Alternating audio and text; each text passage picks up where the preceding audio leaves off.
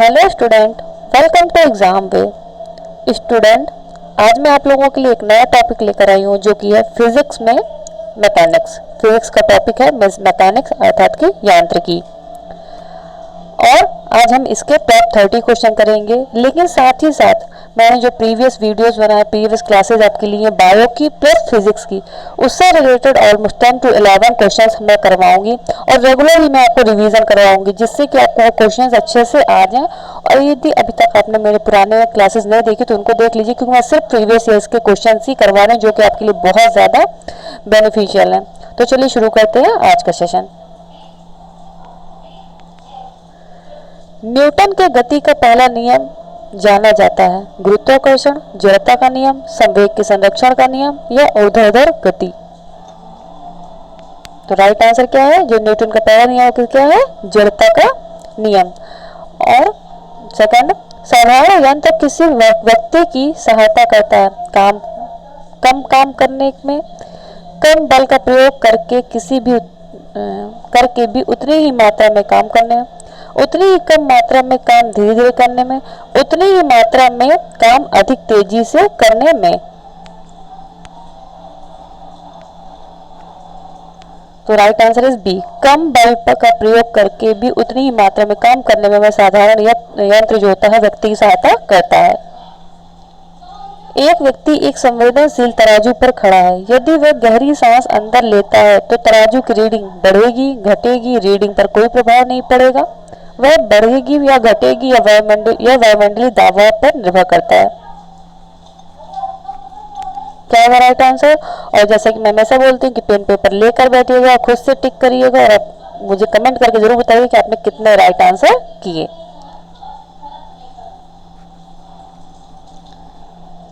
तो right answer is ए। जब कोई व्यक्ति संवेदनशील तराजू होता है, सेंसिटिव तराजू होता है, तो उसमें गहरी सांस लेता है तो तराजू की जो रीडिंग होती है वो बढ़ जाती है, क्योंकि 1 लीटर वायु मतलब कि 1.225 ग्राम वजनी होती है। 1 लीटर वायु, तो जब 1.225 ग्राम वजनी होती है तो उतना वजन वो बढ़ा देगी। और 1 लीटर वायु जब हम अंदर खींचते हैं तो व्यक्ति का वजन 1.225 ग्राम बढ़ जाता है। नेक्स्ट क्वेश्चन, वॉशिंग मशीन का कार्य सिद्धांत है अपकेंद्रण, अपोहन, उत्क्रम पराक्षण या विसरण। तो जो आपका वॉशिंग मशीन है वो अपकेंद्रण पर काम करता है, और दूध से मक्खन निकालने की मशीन क्या होती है? अपकेंद्री बल के सिद्धांत पर ही काम करती है। प्रक्षालन मशीन की कार्य प्रणाली का सिद्धांत है अपकेंद्रीकरण, अपोहन, प्रतिक्रम पराक्षण या विसरण।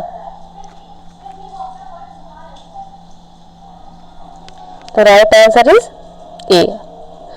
जो प्रक्षालन मशीन होती है, मतलब कि जैसे दूध से मक्खन निकालना, उसी की मशीन की बात कर रही है, दूध से मक्खन निकालने वाली मशीन की बात कर रहे हैं, तो उसमें भी हम क्या करते हैं? अपकेंद्रीकरण ही यूज होता है। अपकेंद्रीकरण के ही बल का सिद्धांत ही यूज होता है। निम्नलिखित में से कौन सी राशि सदिश नहीं है? विस्थापन, वेग, बल या आयतन। इससे रिलेटेड मैंने पहले ही चैप्टर आपको कराया था, और यदि अभी तक आपने इससे रिलेटेड मेरी क्लास नहीं देखी तो आप पहली क्लास ही देख लीजिए फिजिक्स की, आपको उसमें मिल जाएगा। तो राइट आंसर है डी, आयतन आपका सदिश राशि नहीं है, बल्कि विस्थापन, वेग, बल क्या सदिश राशि है। निम्नलिखित में से कौन सी एक सदिश राशि है? संवेग, दाब, ऊर्जा या कार्य।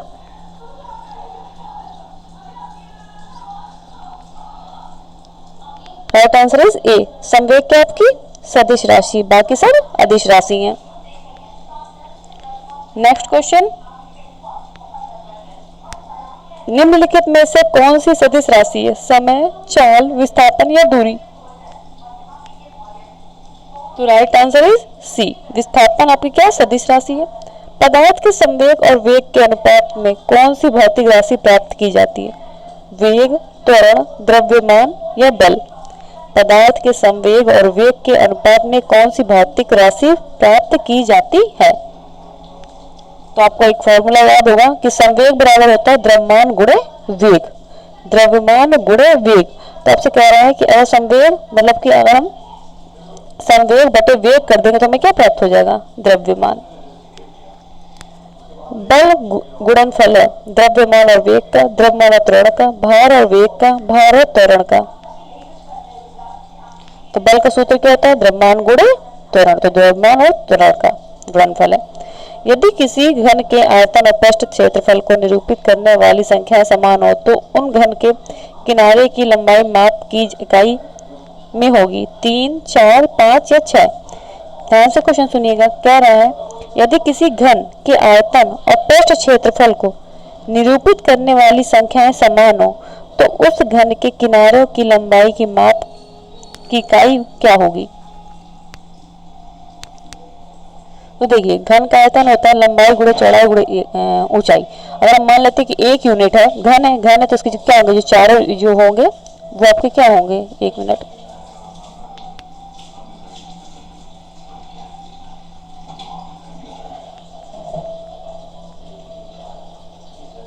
जो आपका घन होता है वो क्या होगा आपका, ये और ये सब क्या होंगे, बराबर होगा। मान लेते हैं कि 1 यूनिट है तो घन का आयतन क्या होता है, लंबाई गुणे चौड़ाई गुणे ऊंचाई। तो मान लेते 1 गुणे 1 गुणे 1 बराबर 1 का क्यूब। याद रखिएगा 1 का क्यूब क्या होगा, 1 मिनट, आयतन हो गया। और क्षेत्रफल क्या होता है आपका, 2 गुणे लंबाई गुणे चौड़ा। घन का आयतन होता है आपका ए square, 6a square, 6a square. तो जब आप करेंगे 6a स्क्वायर करेंगे तो जैसा 6 गुणे 1 का स्क्वायर इज इक्वल टू 6। तो अनुपात क्या हो जाएगा दोनों का, 1:6। मतलब लंबाई की अगर आप माप की बात करोगे तो क्या हो जाएगा, लेंथ इज इक्वल टू 6। तो राइट आंसर क्या होगा, 6। ऊर्जा संरक्षण का आशय है कि ऊर्जा का सृजन और विनाश होता है। ऊर्जा का सृजन हो सकता है, ऊर्जा का सृजन नहीं हो सकता परंतु विनाश हो सकता है। ऊर्जा का ना तो सृजन हो सकता है ना ही विनाश हो सकता है। क्या होगा right answer, right answer is D. ना ऊर्जा को बनाया जाता है ना ही इसको मिटाया जा सकता है, मतलब सृजन होता है ना ही विनाश होता है। हवाओं की ऊर्जा होती है केवल स्थितिज, केवल गतिज, वैद्युत, स्थितिज और गतिज। तो जो हवाओं की ऊर्जा होती है वो हमेशा क्या होती है, सिर्फ गतिज ऊर्जा होती है। वायु शक्ति में, विंड पावर में ऊर्जा का कौन सा रूप विद्युत ऊर्जा में परिवर्तित होता है, गतिज ऊर्जा, स्थितिज ऊर्जा, सौर ऊर्जा या विकिरण ऊर्जा। आपको पता है कि वायु क्या होती है, उसमें गति होती है तो गतिज ऊर्जा किसमें बदल लेते हैं, विंड पावर से। हम क्या करते हैं, पवन चक्की के द्वारा हम उसे विद्युत ऊर्जा में बदल लेते हैं गतिज ऊर्जा को। एक ट्रेन जैसे ही चलना आरंभ करती है उसमें बैठे हुए यात्री का सिर पीछे की ओर झुक जाता है, जिसका कारण है स्थिरता का जड़त्व, गतित्व का जड़त्व, जड़त्व आघूर्ण या द्रव्यमान का संरक्षण। तो राइट आंसर आपका स्थिरता का जड़त्व। एक पूर्णतः घर्षणहीन पृष्ठ पर खड़ा एक व्यक्ति सीटी बजाने से अपने को गति में ला सकता है। कारण, यदि किसी तंत्र पर कोई बाहक बल क्रिया नहीं है तो उसका संवेग h परिवर्तित नहीं हो सकता। ऑप्शन क्या है, ए और दो दोनों सही है, आर ए का सही स्पष्टीकरण, ए और आर दोनों सही है और आर ए का सही स्पष्टीकरण नहीं है। ए सही है परंतु आर गलत है, ए गलत है परंतु आर सही। क्या होगा राइट आंसर,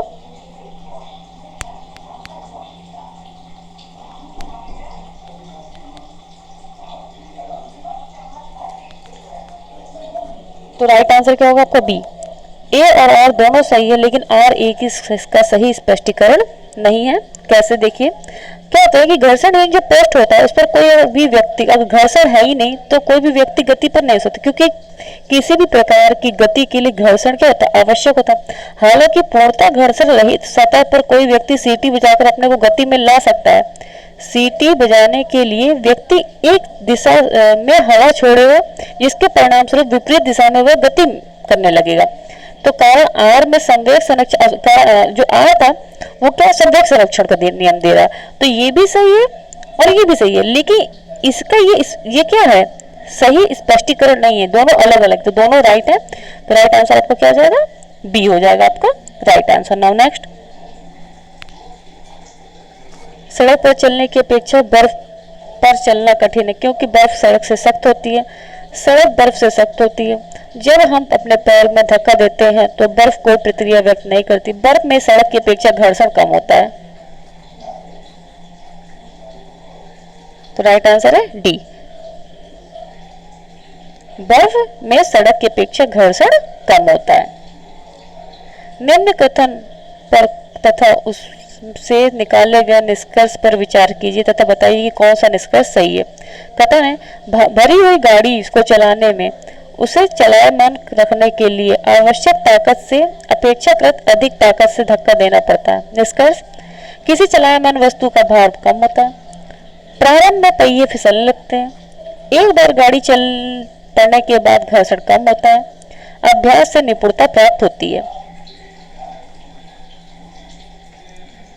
तो राइट आंसर आपका है सी। अगर एक बार गाड़ी चल पड़ने पर घर्षण क्या हो जाता है, कम होता है।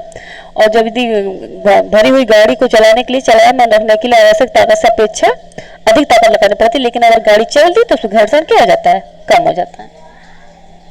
एक मनुष्य स्थिर नाव से 5 मीटर प्रति सेकंड के चाल से कूदा और 0.5 मीटर प्रति सेकंड की चाल से खिसकी। बताएं कि नाव का द्रव्यमान मनुष्य के द्रव्यमान का कितना गुना है।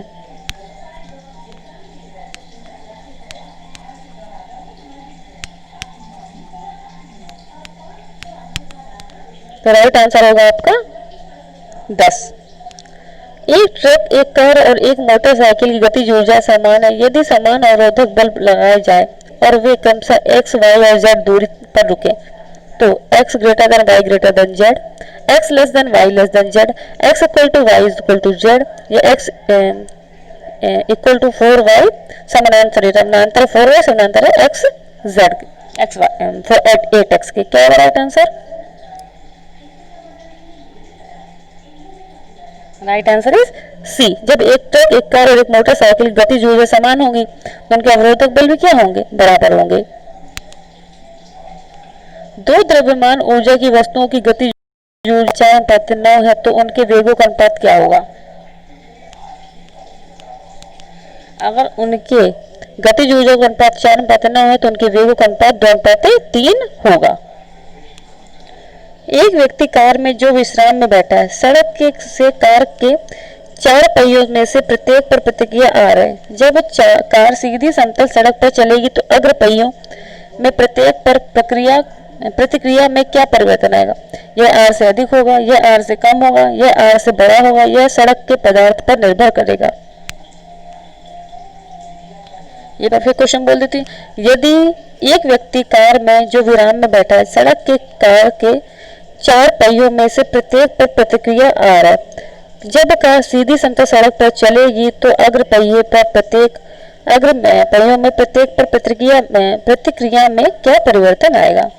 तो राइट आंसर इज बी, जो यह आर से कम होगा। तेल से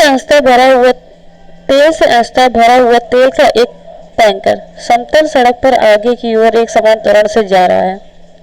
तेल का मुक्त पृष्ठ क्षैतिज बना रहेगा। क्षैतिज से इस प्रकार आनत होगा कि पिछले सिरे पर कम गहराई होगी, क्षैतिज से इस प्रकार आनत होगा कि पिछले सिरे पर अधिक गहराई होगी। परवलयी वक्र का आकार लेगा। तो राइट आंसर है आपका सी, क्षैतिज से इस प्रकार आनत होगा कि पिछले सिरे पर अधिक गहराई होगी। निम्न कथन पर विचार कीजिए। एक तीव्र वृत्ताकार पथ पर तीव्र गति से जाता हुआ 4 पहियों वाला वाहन बाहरी पहियों पर उल्टेगा, अंदर के पहियों पर उल्टेगा, बाहर की तरफ फिसलेगा, अंदर की तरफ फिसलेगा। इनमें से कौन सा कथन सही है? 1-3, 2-4, 2-3 या 1-4? इसका सोल्यूशन भी मैंने आपको दे दिया है। इसका सोल्यूशन भी मैंने इसीलिए बगल में इसके बारे में लिख दिया है कैसे क्या इसका होगा। तो जिसका राइट आंसर होगा वो होगा आपका सी।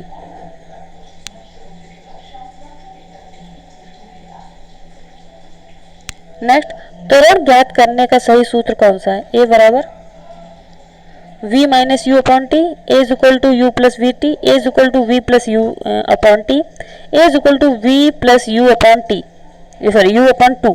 क्या होगा राइट आंसर? तो राइट आंसर इज ए। त्वरण ज्ञात करने का जो सही सूत्र होता है वो a is equal to v minus u upon t होता है। यहाँ पर मैंने आपको इसको डिटेल दे दिया, आप इसको पढ़ लीजिएगा। अब आते हैं रिवाइज सेशन में। अगर आपको क्लासेस अच्छी लगी तो क्लासेस को लाइक कर दीजिए, और अभी तक आपने सब्सक्राइब नहीं किया तो उसको सब्सक्राइब कर दीजिए और बेल आइकन को ज़रूर प्रेस कर दीजिए। पहला क्वेश्चन है रिवीजन का। रिवीजन में मैं आपसे बायो के भी पूछूंगी, फिजिक्स के भी पूछूंगी, क्वेश्चन दोनों पूछूंगी। जितनी भी साइंस में चीज़ें पढ़ाती जाऊंगी उससे रिलेटेड मैं रिवीजन में क्वेश्चन डालूंगी। आर्कियोप्टेरिक्स किन वर्गों के प्राणियों के बीच संयोजक कड़ी है? उभयचर व पक्षी, सरीसृप व पक्षी, सरीसृप व स्तनधारी, पक्षी व स्तनधारी। पिछली क्लास में ही मैंने आपको उसके बारे में बताया था। जो आर्कियोप्टेरिक्स होता है वो सरीसृप व पक्षी के बीच की कड़ी होता है। ये जुरासिक युग का एक पक्षी था, जो कुछ लक्षण इसके सरीसृप के थे, कुछ इसके पक्षी की तरह थे, लेकिन मोस्टली ये पक्षी की तरह ही पाया गया था, इसलिए इसको सरीसृप पक्षी का क्या माना गया था? योजक कड़ी, लेकिन आर्कियोप्टेरिक्स को पक्षी वर्ग भी माना गया, पक्षी वर्ग में रखा गया। विकासवाद का सिद्धांत किसने प्रतिपादित किया? स्पेंसर, डार्विन ने, वॉलेस ने या हेक्सले ने? किसने किया बताइए? तो विकासवाद का जो आपको सिद्धांत दिया वो दिया है डार्विन ने, और मैंने आपको उसको बताया था कि या प्राकृतिक वर्णवाद का भी कहते, सिद्धांत कहते इसी को। वायु की गति निम्नलिखित के द्वारा नापी जाती है? बैरोमीटर, एनीमोमीटर, हाइड्रोमीटर या विंडवेन? राइट आंसर होगा आपका एनीमोमीटर। नेक्स्ट, वायु में से निम्न में से कौन सा सम्मिलित नहीं है? एनीमोमीटर वायु की चाल, अमीटर विद्युत धारा, टैक्योमीटर दबांतर, पैरामीटर उच्च ताप। क्या होगा राइट आंसर?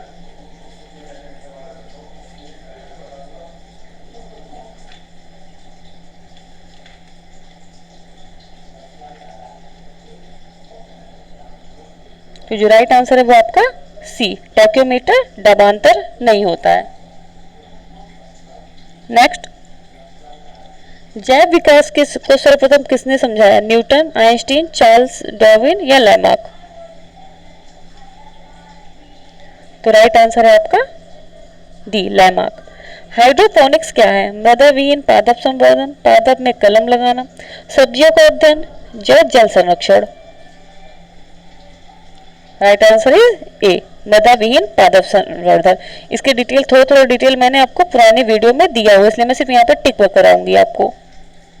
हर्ट्ज में क्या मापा जाता है? आवृत्ति, ऊर्जा, ऊष्मा, गुणवत्ता, इनमें से कोई नहीं।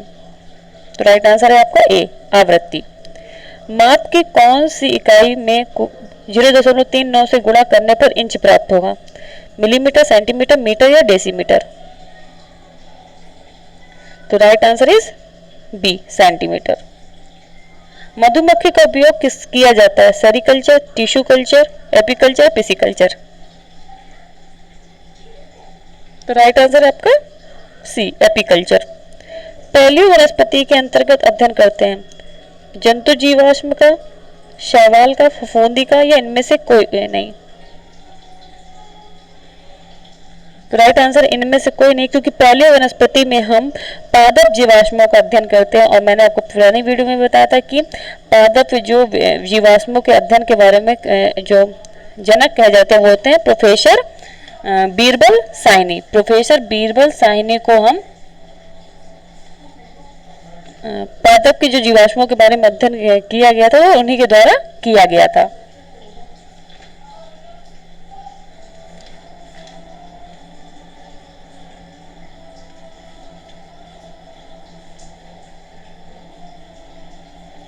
नाउ नेक्स्ट, पार्श्विक मात्रक है? दूरी का, समय का, प्रकाश की चमक का या चुंबकीय बल का? तो पार्श्विक मात्रक होता है दूरी का। बस आज के सेशन में इतने ही। वीडियो कैसा लगा, मतलब क्लास कैसी लगी, मुझे कमेंट करके ज़रूर बताइएगा, और वीडियो को ज़्यादा से ज़्यादा लोगों को शेयर कर दीजिए। Thank you.